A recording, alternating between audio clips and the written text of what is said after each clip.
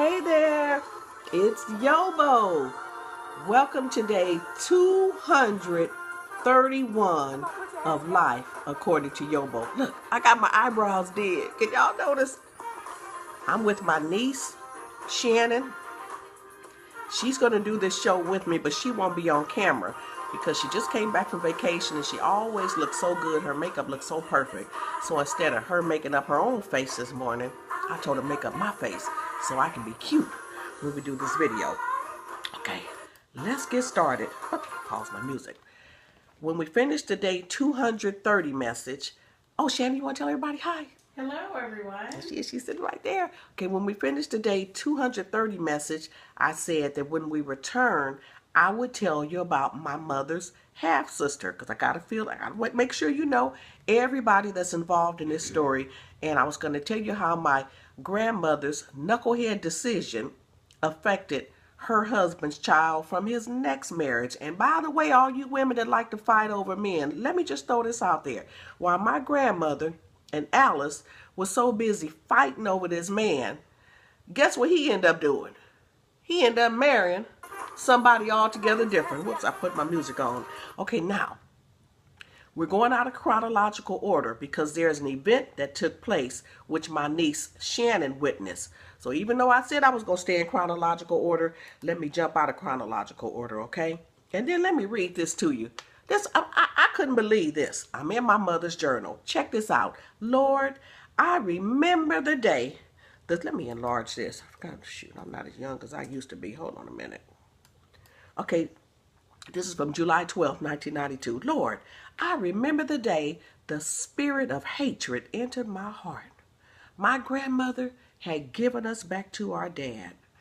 We went to Sunday school, and the lady who killed my mother came to me and kissed me on the cheek.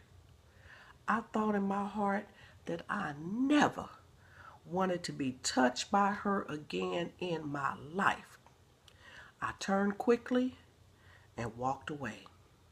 However, clutch your pearls, y'all. Clutch your pearls, Shanny. Clutch your pearls. Y'all get ready for this. However, each Sunday, her husband would give me a nickel. I did not know the connection. This woman had a husband? God, Lord, I know they didn't watch Peyton Place and Jasper. So now Grandpa was messing around with Alice, but Alice was married. And I'm going to tell you something else. He only messed around with married women because there was another woman he was messing around with. My mother had a sister right in Jasper, looked just like her. She took us to meet the woman. Remember Shanny when she took her? Mm-hmm. Looked just like her. The woman opened up the door. We thought we were looking at my mama. That's another story. She just passed away a couple months ago. Okay, I just had to read that to you so you know that McKinley Bowie was doing too much. Okay, now the reason why I have Shannon here, let me set this up. I'm in my mama's journal. She's in therapy. The doctor had her writing some things. On February 4th, 1991, I became very ill, seemingly a heart attack. It was after that sickness that I wanted to know about my mother. I called my sister Helen because Helen was older. If you listen to yesterday's message, you'll see how Mattie was telling me some things. I was right there, witnessed the same thing, but she saw it from a different perspective because she was older, because of the maturity level. So now Mama's calling her older sister, who would have remembered things a different way. I called my sister Helen. I asked her to tell me something about Mama, Mattie B. She hung up the phone. I thought to myself, you are not going to get off that easy. I called again and asked the same question. I was told by Helen, you know that Grandma said that we were never to talk about our mother to each other, only to our grandmother.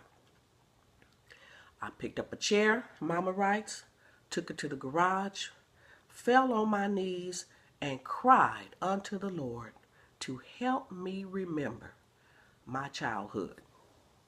Going through a traumatic event, sometimes it's easier just to forget about it. Don't even think about it because the thought is so painful. She writes another sentence, which I can't read because I ain't got to that part of the story yet. But she's remembering and she's praying, God help me to remember. She has one memory. The next memory, my grandmother and my uncles did not want us to hate anyone. Write that down, y'all. Put that on a post-it, stick it on the refrigerator, okay? Remember what I just said. About once a month, our grandmother would tell all of us to sit on the back steps. She would allow us to say what we thought, but she had the last word. You must always forgive. You must always love. Never hate anyone. Never talk about your mother. Next page. Not even to each other. If someone asks you questions about your mother, say, I don't know. We never talked about our mother. I was too young to know what death was. I did not go to my mother's funeral. In fact, there was not any member of her family there. Our dad never took us to our mother's grave. When I was about 60 or 61, that's about the age when she was asking, God help me to remember my childhood. And at that point, finish reading this sentence, when she was about 60 or 61, my Aunt Leachy told her husband, Uncle Tud, her mother's brother, tell her. Talk to her. That's why she has convulsions. She wants to know about her mother. So when Mama began to seek answers, she had to go back to where it all began.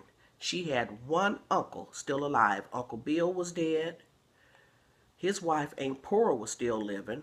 Uncle Tud and Uncle Leachy, and Aunt Leachy were still there. Aunt Leachy and Aunt Pora were sisters, but Aunt Pora only witnessed what happened at her house the night McKinley arrived after midnight and sat at the table and ate a whole sweet potato pie and ain't sang no Patti LaBelle song. That's all she knows. But Aunt Leachy was living in Grandma Lula's house. There's a whole lot more to this story, which Aunt Leachy knew. But Aunt Leachy would not tell Mama. She later forced her husband to tell everything else that happened that night. So what Aunt Leachy did do, she did the little bit she felt comfortable doing, and that is helping my mother get answers. Sometimes if you want answers, you got to go all the way back to the beginning. So it was then that Aunt Leachy and Uncle Tud asked why they never took flowers to their mother's grave. I told them, you know we did not go to Mattie B's funeral, and McKinley, our dad, never took us to her grave. We never asked because we were instructed by Grandma to never discuss our mother. That's when Aunt Leachy decides we're going to go find her grave. Shannon, my niece, was with them. Mama went to Texas by herself. She took this trip. Then she took my daughter and she took Shannon with them. And Shannon and I discussed this last night. Shannon was saying, but I don't remember much. I just remember bits and pieces. And I said, Shannon, that's how we put this whole story together, just with the bits and the pieces. Okay, so now they get in the car. Aunt Leachy and my mother pick up one of my mother's older cousins, Cousin Eula in Jasper, because they were going to direct them to the cemetery, and Cousin Eula had lived in Jasper. She knew all the aunts and uncles, pretty much knew where everyone was buried, even though some of the graves were unmarked. Okay, so now they get to the cemetery with Grandma Lula and with the monument man, the man from the monument company. Okay, Shanny, come a little bit closer and talk loud. Don't knock my phone over. Okay. So what do you remember? I remember us getting there to the cemetery. She was 9 at the time, okay? So keep in mind, she's going to give you a little girl memory. Says she can't piece it all together. Okay, go ahead. Right. And I remember Mama walking around the cemetery and trying to figure out where her mother was buried. And she was talking it through and just trying to figure out where she was, and she didn't know, like bits and pieces. I remember her making reference to some sort of tree. I remember there being a folding chair there, and I think she had to sit down. But the rest is pretty sketchy. But I do remember being there. I do remember being there while she was looking for the actual gravesite and trying to find where her mother was buried. Okay, I'm trying to figure out. I'm on my calculator now. Let me figure out how old Mama would have been at the time. Let's see. Let's see. No, okay, I'm calculating it now. Last night, Shannon, you said something about them bringing the chair out. Mama would have been about 64 at the time. 63. You said, you know, they brought the chair out because you thought maybe she was just a little overcome with emotion.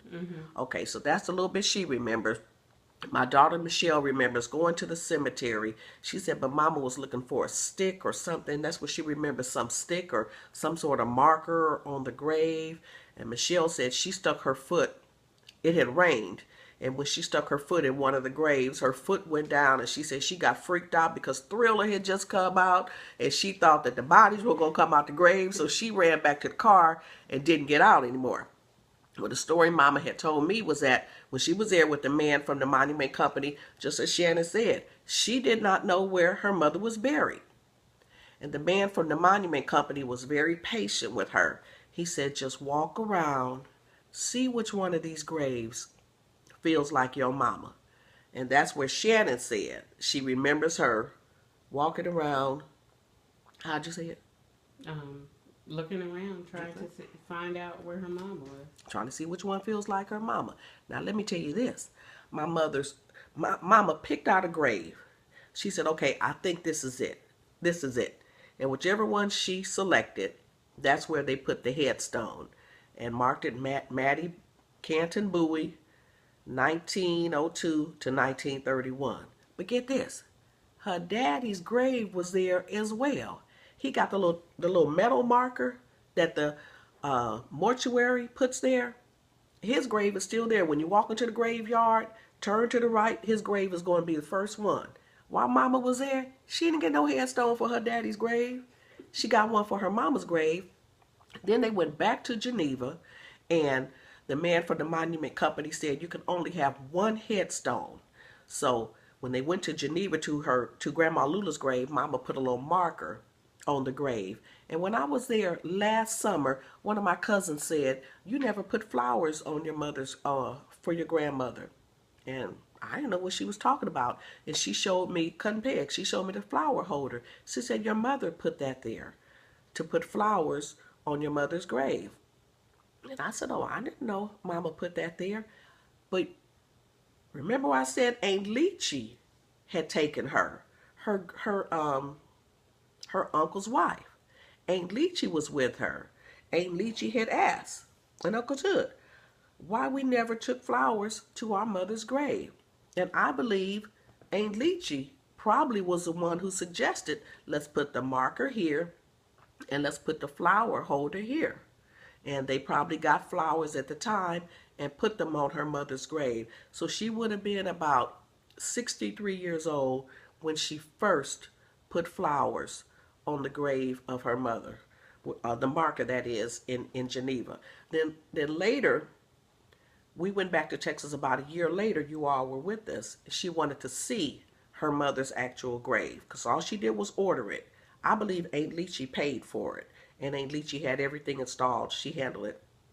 We went back about a year later, 18 months later, 2 years later, whatever. I was with them that time when she went to see the grave, to go see the mother's grave and see the headstone. And then we went to New Zion Cemetery and we saw the headstone there. Well, just want to fill y'all in on a few more details about the life, bits and pieces, sketchy. But thank God she did take the first step to get answers. Okay, we're going to stop there. I'm going to go back to Mama's sister. Then I'm going to tell you the rest of the story about when Mama was there seeking more answers from her uncle and how his wife had to literally force him to tell my mama the truth. Y'all gonna flatline. I'm telling you, you better go order you some smelling salts right now. Okay, come back tomorrow for day 232 of Life According to YoBo. Bye-bye. Thank you, Shan.